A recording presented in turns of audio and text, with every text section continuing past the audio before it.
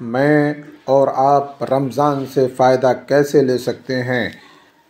یہ انسانی زندگی کا ٹرننگ پوائنٹ بھی ہو سکتا ہے، تقرب الہی کا یہ بہترین مہینہ بھی ثابت ہو سکتا ہے، مگر یہ کس کے لیے؟ جو اس کی پلاننگ کرتا ہو۔ اس کے لیے مجھے اور آپ کو 10 کام کرنا ہے۔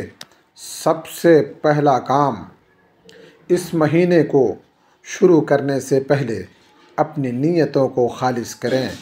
کوئی بھی عمل، روزہ، قیام، صدقہ، افطاری، تلاوت قرآن، ذکر الہی، ہر ایک عبادت کا رخ یہ ہو مجھے اپنے رب کو راضی کرنا ہے۔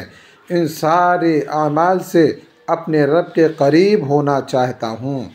نیت میں شہرت، نیت کے اندر واہ واہ کے زاویے ہوں گے تو یہ عمل بھی اللہ کے یہاں قبول ہونا دور کی بات، یہ اللہ ذوالجلال کو پسند نہیں آئے گا۔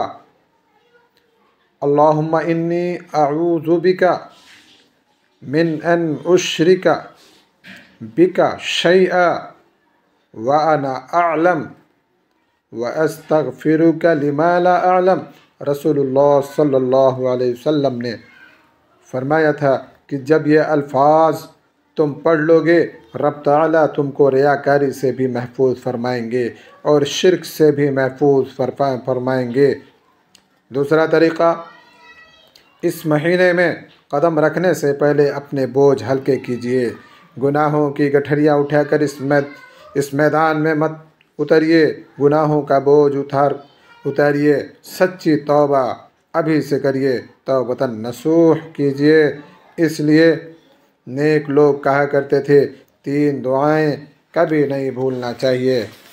نمبر 1، اللہم انا اسألک توبۃ نصوحا قبل الموت، موت سے پہلے پختہ توبہ کا سوال کرنا۔ نمبر 2، اللہم انی اسألک حسن الخاتمہ، میرا وقت آخر آئے مجھے حسن خاتمہ نصیب فرما۔ نمبر 3، یا مقلب القلوب ثبت قلبی علی دینک، دلوں کو پھیرنے والے میرے دل کو زندگی کے آخری وقت تک اپنے دین پر رکھنا۔ جب آپ یہ بوجھ اتار دیں گے پھر آپ بہت اچھا رمضان گزاریں گے۔ بہت بڑا بوجھ ہے ہلکے پھلکے رمضان میں